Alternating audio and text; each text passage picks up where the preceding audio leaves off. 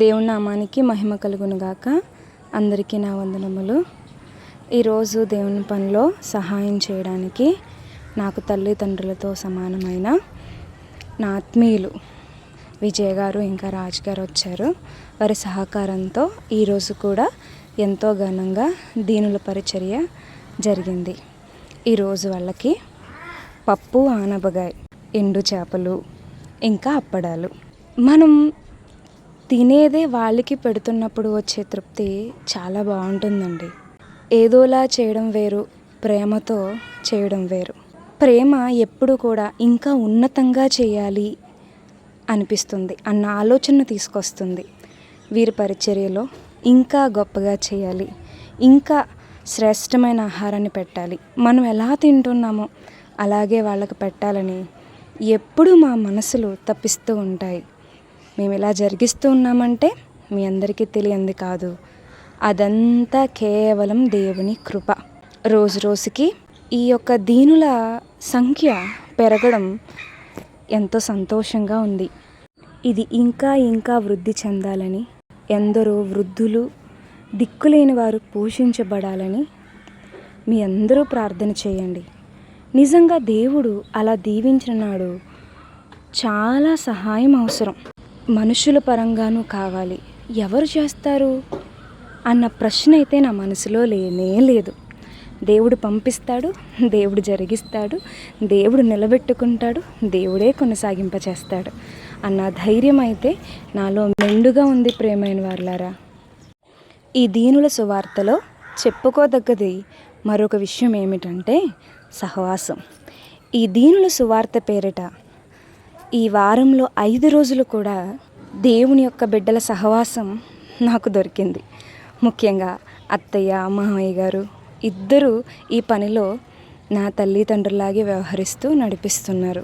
అందును బట్టి దేవునికి కృతజ్ఞతలు. ఈ విధంగా నా కుటుంబము, దేవుని బిడ్డల యొక్క సహవాసము అనుదినము ఎంతో చక్కని వాతావరణంలో మేము మెలగడం జరుగుతుంది.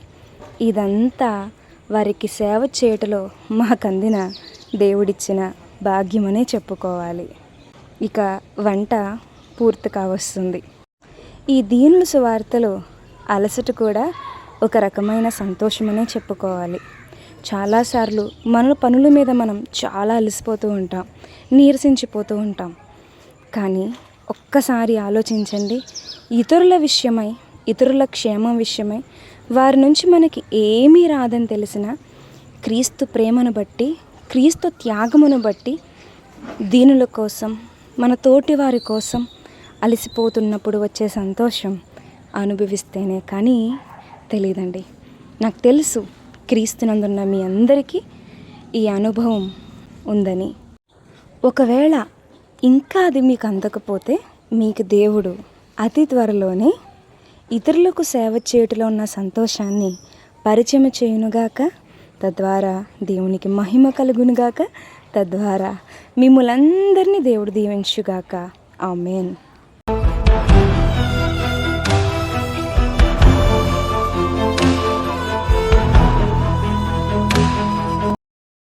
మహిమ కలుగునుగాక. మీ అందరికీ నా వందనాలండి. ప్రార్థన. పరిశుద్ధుడా, మా ప్రియ పరలోకపు తండ్రి, సర్వశక్తిమంతుడా, పాటలు పాడుచుండగా, వాక్యం ధ్యానించుండగా దేవ మాకు తోడే నడిపించమని, నీ ప్రియులతో మాట్లాడమని యేసుక్రీస్తు ప్రభువారి పరిశుద్ధ నామమున అడిగి వేడుకుంటున్నాము కన్న తండ్రి. ఆమేన్. ఎందుకో నన్నింతగా నీవు ప్రేమించితివో దేవా, అందుకో నా దీన స్తుతి పాత్ర. హల్లెలూయా యేసయ్యా, హల్లెలూయా యేసయ్యా. ఎందుకో నన్నింతగా నీవు ప్రేమించితివో దేవా, అందుకో నా దీన స్తుతి పాత్ర. హల్లెలూయా యేసయ్యా. ప్రసంగి గ్రంథము 7వ అధ్యాయము ప్రారంభ 2 వచనాలు చూద్దాము. సుగంధ తైలము కంటే మంచి పేరు మేలు, ఒకని జన్మదినము కంటే మరణదినమే మేలు అనంది. చాలా మంది మీకు సెంట్లు తెలుసు కదా, సెంటు చాలా మంది ఉపయోగిస్తూ ఉంటారు. అది రాసుకున్నప్పుడు ఏమవుద్దంటే గుమాయిస్తారన్నమాట. చక్కటి వాసన వాళ్ళ నుంచి వస్తుంది, అవునా? కానీ వాడు మంచోళ్ళు కాదనుకోండి, ఏ స్ప్రే కొట్టుకుంటే మంచోళ్ళు అంటారు? అయ్య బాబోయ్ అత్తరు పూసుకున్నారు చాలా మంచోళ్ళు అంటారా? సుగంధ తైలము కంటే మంచి పేరు అంటే మళ్ళీ నాకేదో రూతు ఎస్తేరమ్మ ఈ కాదండి. మంచి పేరు అంటే నలుగురిలో మనకు ఒక మంచి పేరు ఉండాలి. సెంటు పూసుకుని తిరిగినంత మాత్రాన సరిపోదు. నలుగురు కూడా మంచి అనాలంటే నలుగురికి 4 మంచి పనులు చెయ్యాలన్నమాట. దేవుడు ఏం చెప్తున్నాడంటే, ముస్తాబోయి నువ్వు కూర్చోవడం కంటే 4 మంచి పనులు చెయ్యి, దానికంటే చాలా మేలు అని దేవుడు చెప్తూ, సుగంధ అంటే సెంటు కంటే కూడా మంచి పేరు సెంటు కొట్టుకుంటే కాసేపు వాసన వస్తే మళ్ళీ పోద్ది, మళ్ళీ చెమట వాసనే, మళ్ళీ దుర్గంధమే. అదే మంచి పేరు అనుకోండి, మంచి పనులు చేశారనుకోండి, అది పోతుందా? మీరు చనిపోయినా సరే అది పోదు, ఆ చెడు పేరైనా పోదు. ఓసారి ఒక ఆవిడ గురించి చెప్తూ ఫోటో, చచ్చిపోయే ఆవిడ మొత్తం 30 సంవత్సరాలు అవుతుంది చనిపోయే ఆవిడ ఫోటో చూపిస్తే నాకు ఏం చెప్పారంటే, ఈవిడి తన కొడుకు మెదడు వాపుతూ ఉన్నప్పుడు హాస్పిటల్ వదిలేసి వేరే ఆయన్ని పెళ్లి చేసుకుందంట, వేరే ఆయన్ని వివాహం చేసుకుందంట, భర్తను కాకుండా అని చెప్తే నేను ఆశ్చర్యపోయాను. చచ్చిపోయి 30 ఏళ్ళు అవుతున్నా సరే ఆవిడ చేసిన తప్పు ఇంకా చెప్పుకుంటున్నారు. ఆవిడ మట్లో కలిసిపోయింది. ఆవిడ పూసుకున్న అత్తర్లు ఏ అత్తరు పూసుకుందో ఎవరికీ తెలియదు. కానీ ఆవిడకున్న పేరు ఏంటంటే, కన్న బిడ్డని కషాయదానిలో వదిలేసి వేరొక వ్యక్తితో వెళ్ళిపోయింది. ఆవిడ ఫోటో చూడగానే అదే చెప్తున్నారు. కాబట్టి దేవుడు ఏం చెప్తున్నాడంటే, ఎంత అందంగా రెడీ అయ్యామన్నది కాదు, కానీ ఎంత మంచి పేరు తెచ్చుకున్నామన్నది ముఖ్యం, గొప్ప అని చెప్తున్నారనమాట. తర్వాత ఇంకోటి, ఒకని జన్మదినము కంటే మరణదినము మేలు. చెప్పండి, ఏ దినము కంటే ఏ దినం మేలు? ఒకని పుట్టిన రోజు కంటే చచ్చిన రోజు మేలు. అంటే ఏంటంటే, పుట్టినప్పుడు మరణదినమే, ఒకని జన్మదినము కంటే మరణదినమే మేలు. అంటే ఏంటంటే, మనిషి పుట్టడని మురిసిపోతాం మనం, కానీ ఆ మనిషి పుట్టిన తర్వాత భూమి మీద ఎన్ని బాధలు పడాలో, అవునా? మనిషి పుట్టిన తర్వాత తిండి కోసం ఎంత బాధపడాలో, బట్టల కోసం, అన్నిటికీ మించి పాపంతో పోరాటం. ఏమంటే కొంతమంది పుట్టారంటే తల్లికి సుఖం ఉండదు, తండ్రికి సుఖం ఉండదు. కొంతమంది పుట్టారంటే తల్లికి సుఖం ఉండదు, తండ్రికి సుఖం ఉండదు. వాళ్ళు అంటారు, ఎందుకు పుట్టారా మీలాంటి వాళ్ళు నా కడుపున అంటారు, అవునా? అవును. ఒక్కోసారి అసలు నేను ఎందుకు పుట్టాను, ఇలాంటి బతుకు నాకెందుకు వచ్చిన బతుకు, ఈ బతుకు అనిపిస్తుంది. కానీ చావు కోరుకోవడం మాత్రం ఎలా కోరుకుంటామంటే, అబ్బా ఇన్ని బాధలు పడి కంటే చచ్చిపోతే గొడవ. సరే, అది చెప్తున్నారు ఇక్కడ, చచ్చిపోమని చెప్తున్నారా? కాదు. జన్మదినము కంటే మరణదినము మేలు. ఎప్పుడు మేలవుద్ది? అది మంచిదైనప్పుడు. ఇప్పుడు మంచం మీద ఉండి ఉండి ఉండి ఉండి చచ్చిపోతుంది, మేలవుద్దా? మేలవుద్ది. ఎప్పుడు మేలవుద్ది అంటే, చాలా మంది అంటున్నారు టక్మని చచ్చిపోతే మేలు అంటున్నారు. టక్మని చచ్చిపోయినా మేలు కాదు. ఎప్పుడు మరణదినం మేలవుద్ది అంటే, యేసు ప్రభు వారిని తెలుసుకుని పాపాలు ఒప్పుకోవాలి, పాపాన్ని విడిచిపెట్టాలి. అప్పుడు మనకి చావు వస్తే మంచిదండి. అప్పుడు ఇంక నరకం ఉండదు, చేసిన ఏ పాపానికి శిక్ష ఉండదు. అప్పుడు మరణం వస్తే మనకి మంచిది. దేవుని తెలుసుకున్నాక మరణం మంచిది.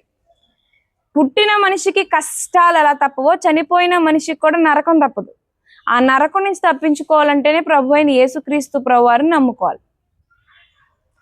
ఆయన నమ్ముకోకుండా బ్రతికితే మాత్రం మనం చేసిన ప్రతి తప్పుకి మూల్యం చెల్లించాలి చావు తర్వాత.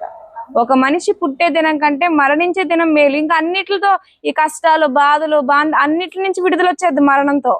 ఎక్కడ దేవుడితో సంబంధం ఉంటది అనమాట.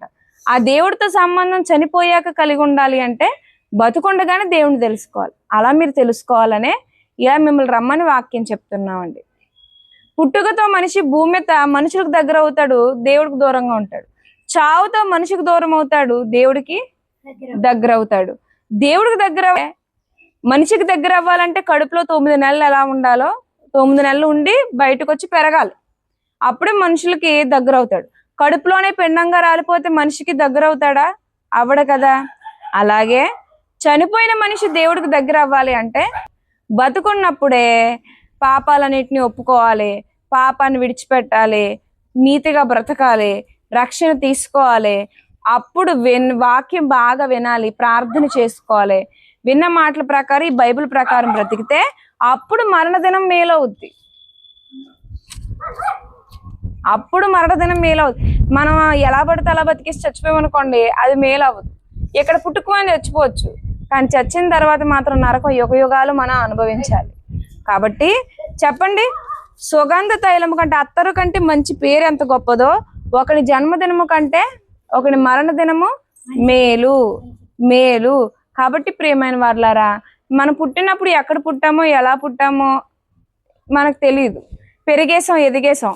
సో చాలా బాధలు పడ్డాం, చాలా కష్టాలు పడ్డాం. కొన్ని మనం చేసుకోవడం వల్ల మనం పడ్డాం, కొన్ని ఎదుటోళ్ళ వల్ల పడ్డాం. ఏదో పడ్డాం, అయిపోయింది. మరి చావు ఎలా ఉండాలంటే, చావు తర్వాత జీవితం కూడా నరకమే ఉండాలా? చావు తర్వాత జీవితం కూడా నరకమే ఉండాలా? వద్దు. మనకి చావు తర్వాత నిత్య జీవితానికి వెళ్ళాలంటే, మీకు అర్థమయ్యేలా చెప్పాలంటే, స్వర్గానికి వెళ్ళాలంటే మీరు ప్రభు అయిన యేసుక్రీస్తు ప్రభువారిని తెలుసుకుని ఆయన అడుగుజాడలు నడిస్తే అప్పుడు మన మరణదినం మేలవుద్ది. మీలో చాలా మందికి వయసు అయిపోయింది, అవునా? వయసు అయిపోయింది, వచ్చేది ఏమీ లేదు, పోయేదే తప్ప వచ్చేది ఏమీ లేదు. మరి ఇప్పటికైనా దేవుడిని ఏం చేయాలి? మీరు యేసు ప్రభు వారిని తెలుసుకోవాలి. ఆయన ఎందుకు సిలువ మీద చనిపోయాడు, ఆయన పని ఏంటి, ఆయనకు అవసరం ఏంటి, దాన్ని ఎందుకు అంత ప్రేమిస్తున్నాడు, ఇవన్నీ తెలుసుకుని పూర్తిగా ఆయన చెంతకు చేరితే మరణదినం అది మేలుగా ఉంటుంది. మరి అట్టి మేలు మీ అందరూ కలిగి ఉండాలని నేను మనస్ఫూర్తిగా కోరుకుంటూ ఈ మాటలు ముగిస్తున్నాను. ప్రార్థన చేసుకుందాము. పరిశుద్ధ మా ప్రియ పరలోకపు తండ్రి, సర్వశక్తిమంతుడా, ఈ దినమందు ప్రభువా మరణదినం ఎలా మేలుకరంగా ఉండాలో మాతో మాట్లాడినందుకు కృతజ్ఞతలు తండ్రి. ఆయన ఈ మేలు ప్రతి ఒక్కరికి జరగాలి. ఇక్కడ ఉన్న వారందరి హృదయాలని తట్టు తిప్పుకొని ఆకర్షించుకోమని ప్రార్థపడుతూ నాయన మీ కృపకి అప్పగిస్తూ నాయన ఈ ప్రార్థనను దేవా మా రక్షకుడైన యేసుక్రీస్తు ప్రభువారి పరిశుద్ధ నామమున అడిగి వేడుకుంటున్నాము కన్న తండ్రి, ఆమేన్. అందరికీ వందనాలండి. భోంచేద్దు గనుక